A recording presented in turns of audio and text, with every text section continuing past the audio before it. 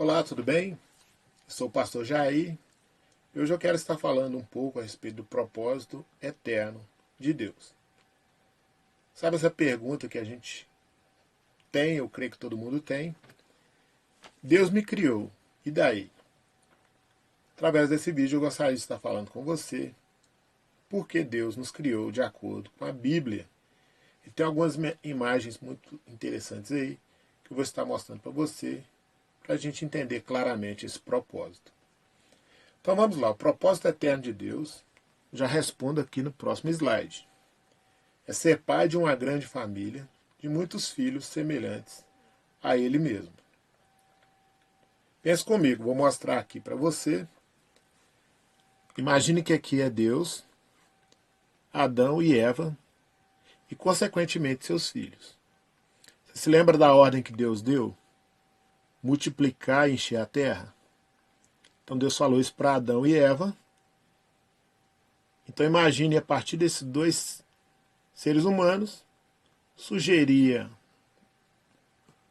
uma grande população, vamos dizer assim, de pessoas, mas com a vida de Deus. Deus colocou a sua vida dentro do homem e, consequentemente, Adão e Eva geraria filhos com essa mesma vida, ou seja, a imagem e semelhança de Deus. Então Deus seria pai de uma grande família, de muitos filhos semelhantes a ele mesmo. Então Deus queria ser pai de uma grande família, de filhos puros, e o Jardim do Éden seria um lugar perfeito, como era até então, antes do homem pecar, um lugar sem dor, sem enfermidade, sem agonia, sem depressão, sem falta de dinheiro, sem tantas coisas aí ruins. Esse lugar perfeito foi criado no jardim. Gosto de falar muito um detalhe, que Deus não desistiu do Éden. Por isso o céu existe. Mas nós vamos falar sobre a questão do céu posteriormente, ok? Então vamos lá. Aqui mostra nessa imagem o homem com a vida de Deus. Então aqui Deus, na vida plena, Deus com sua vida plena, com a sua glória, colocou parte da sua glória no homem e consequentemente seria sobre seus filhos. Vamos pensar um pouco. Deus criou tudo com a palavra. Haja luz e houve luz. Haja firmamento e houve firmamento. Criou o sol, criou a lua. Depois, a Bíblia diz que ele fez os animais, as vegetações, os peixes, os rios. Mas tudo foi, observe esse detalhe, com a palavra. Haja, produzam e povoem. Foram essas três palavras-chave que Deus usou na criação de tudo. No sexto dia ele fez o homem, mas não foi com a palavra, ele fez com as suas próprias mãos, com o pó da terra, como a Bíblia ensina, e soprou sobre ele. É um detalhe interessante. Deus não soprou sobre ninguém nem nada, somente sobre o homem. Então o homem e mulher tinham a imagem e semelhança de Deus dentro de si. O que quer dizer a imagem e semelhança? Caráter e personalidade. Deus, como um ser puro, colocou a pureza no homem. Deus, um ser justo, colocou a justiça no homem. Deus, um ser fiel, colocou a fidelidade no homem. E todas essas características, ou atributos, eu poderia dizer assim também, que havia no homem, havia em Deus.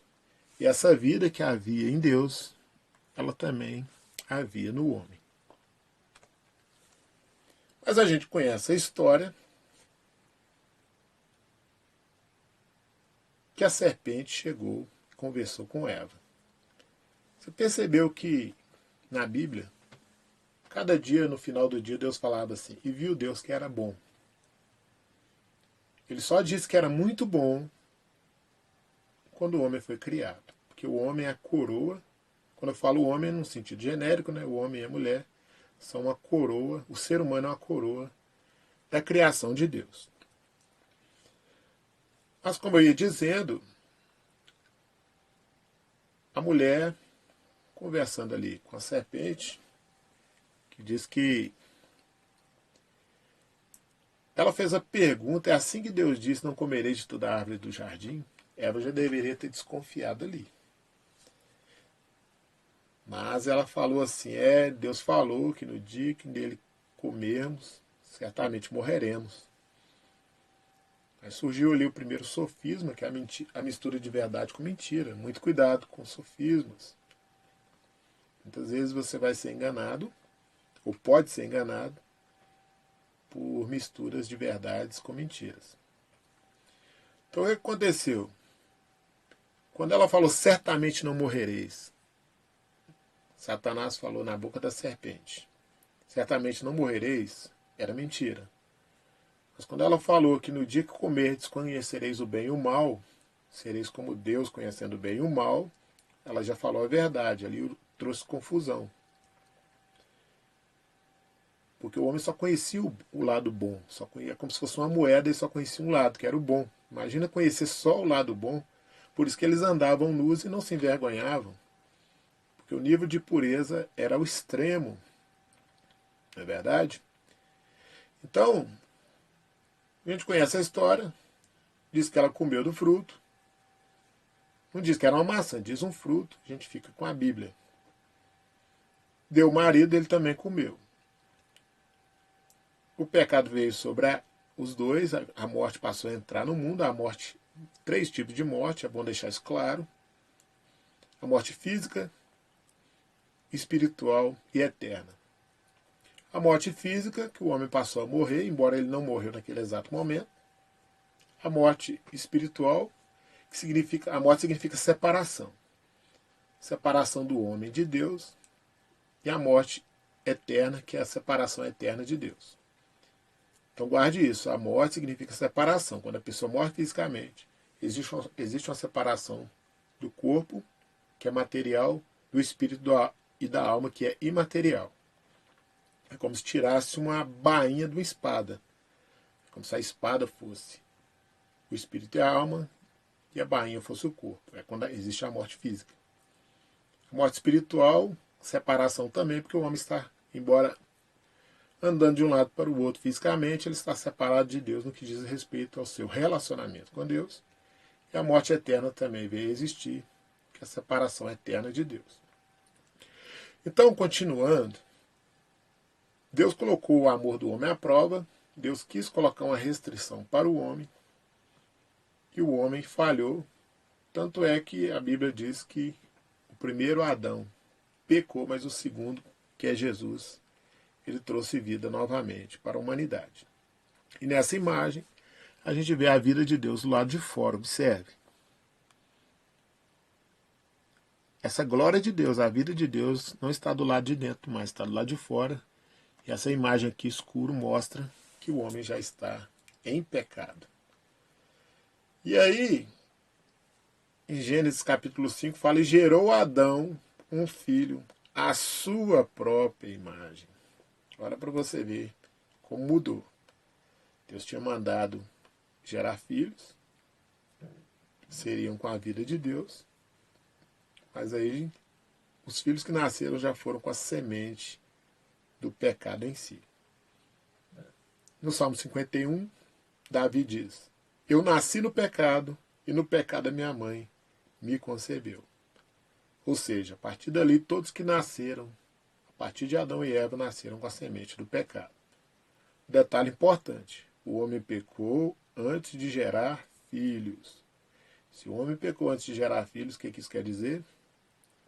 O homem pecou antes de gerar filhos, quer dizer então que ele gerou filhos à sua própria imagem. Antes de pecar, o homem não havia gerado filho, ele só gerou filho depois que ele pecou. Esse detalhe é muito importante. Então, por isso todos nasceram com a semente do pecado. É por isso que José, ele não poderia ter colocado o sêmen dele em Maria. Ela foi concebida pelo Espírito Santo, porque José, ele era da mesma raiz de Adão, poderia dizer assim. Então o que aconteceu em Maria, eu poderia usar uma forma assim, metafórica, né? É como se o sêmen de Deus, que é puro, foi ali injetado na mulher para que ela gerasse um homem chamado Jesus. Porque se fosse, mesmo José sendo justo e Maria também, teria a semente de Adão, aí não serviria para o sacrifício perfeito. Então o homem pecou, Deus vai, todos os dias ele vinha ter comunhão com o homem, nesse dia Deus veio e Adão estava escondido. Aqui começa um plano de redenção interessante. O homem estava escondido e falou assim, Deus falou, Adão, onde estás? Você acha que Deus sabia onde Adão estava? Com certeza, não? Mas por que Deus perguntou se ele sabia onde ele estava? É porque Deus esperava ouvir da boca do homem o arrependimento, porque Deus já sabia que ele tinha pecado. Porque a confissão, o perdão vem através da prática da confissão. Então ele deveria ter falado, Deus me perdoa porque eu pequei. E ele não falou isso. Quando Deus falou onde estás, diz que ele descobriu a sua nudez de folha de figueira. Ali o primeiro jeitinho humano de resolver o problema do pecado, porque o pecado significa nudez. Folha de figueira significa os nossos próprios meios para cobrir nossos pecados. E ali Deus matou um animal, porque diz que foi feito outras roupas para Adão com pele de animal. Quer dizer que Deus não quis folha de figueira. Ali já morreu um animal inocente pelo pecado de Adão e Eva para cobrir a nudez de Adão e Eva, já apontando para o sacrifício de Jesus na cruz. Então, uma coisa importante é que depois que o homem pecou, Deus veio com sentenças. É bom lembrar que ele não amaldiçoou o homem, ele amaldiçoou a terra, que a partir dali a terra passaria a produzir espinhos e abrolhos. Então vamos lá.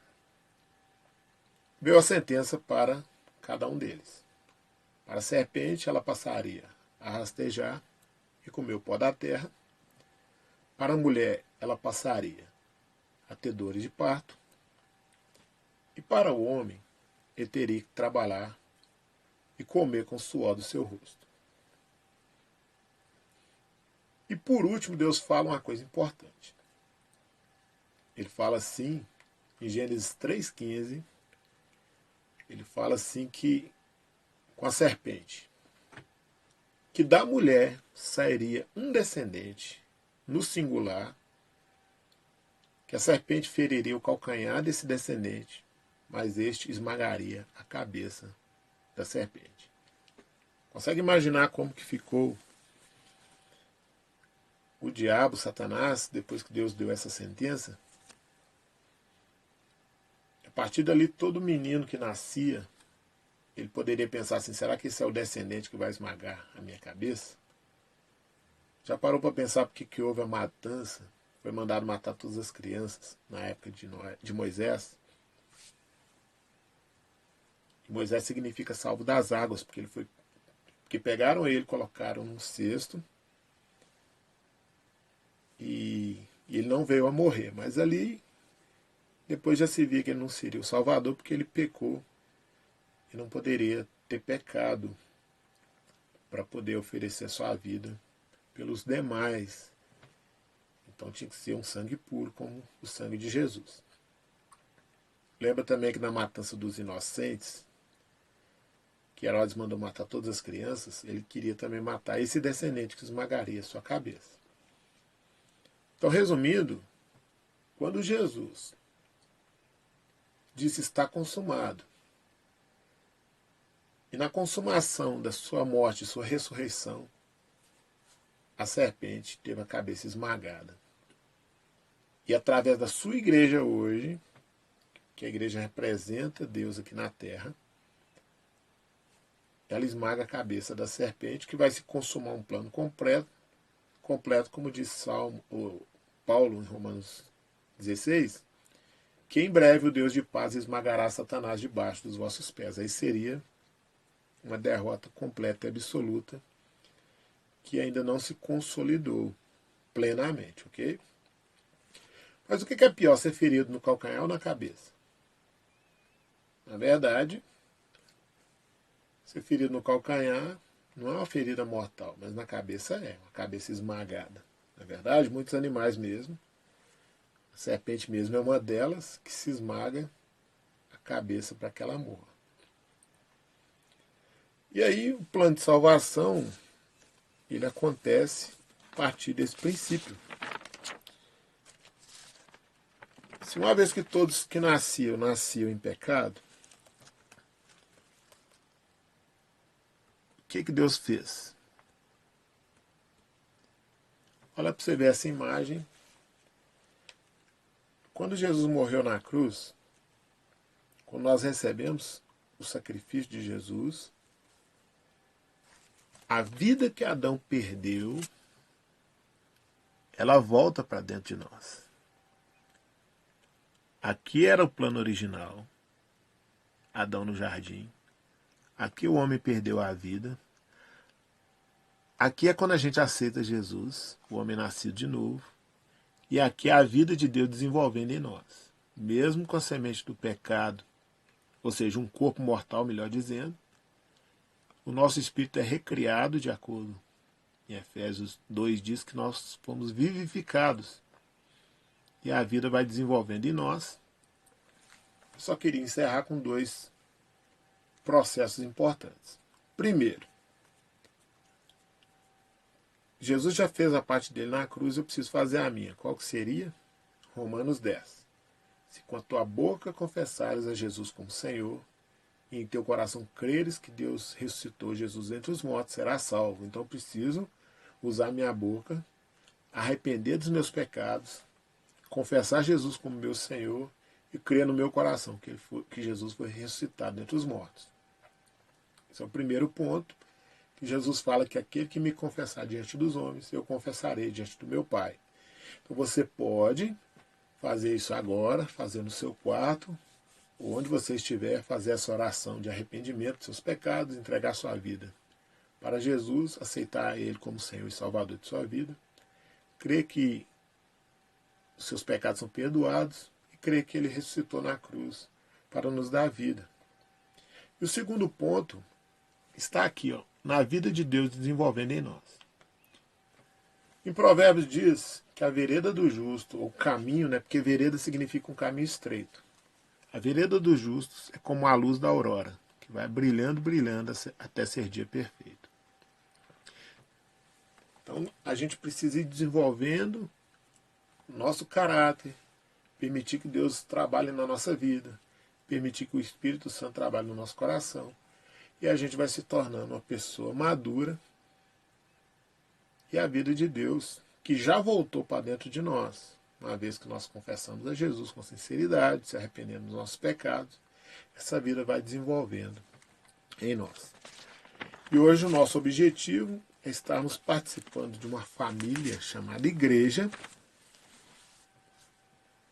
É importante que você procure uma igreja local para se reunir, estar adorando a Deus, estar ali contribuindo de alguma maneira para que aquela obra avance sobre a terra e crendo que um dia nós estaremos para sempre com Deus no céu. Então Deus não desistiu do seu propósito. Eu creio que o céu que Deus preparou para nós, ele é muito melhor que o Éden, eu creio nisso, isso é uma opinião minha. E a gente tem que investir na nossa vida, andando em santidade, andando em verdade, para que a gente possa morar com Ele eternamente. E assim, então, a palavra que diz que o propósito eterno de Deus, que é ser pai de uma grande família, de muitos filhos semelhantes a Ele mesmo, com certeza no céu nós vamos viver isso na sua plenitude. Já começamos a viver isso na terra. Agora, quando recebemos a vida de Deus, Deus já é um pai de uma grande família, de muitos filhos semelhantes a Ele. O propósito de Deus não foi frustrado, porque Deus não é pego de surpresa, mas Ele entrou com esse plano, vamos chamar plano adicional, que já estava previsto quando diz que o Cordeiro foi morto antes da fundação do mundo. É como se alguém já tivesse uma vacina, caso o veneno fosse injetado no homem, que foi o que aconteceu. A vacina é Cristo, e hoje essa vida está em nós. Deus abençoe sua vida, obrigado por ver até aqui esse vídeo. Compartilhe esse vídeo, compartilhe essa mensagem, que eu creio que é um dos assuntos mais importantes que se pode falar nos dias atuais. Em nome de Jesus. Deus abençoe você. Um grande abraço.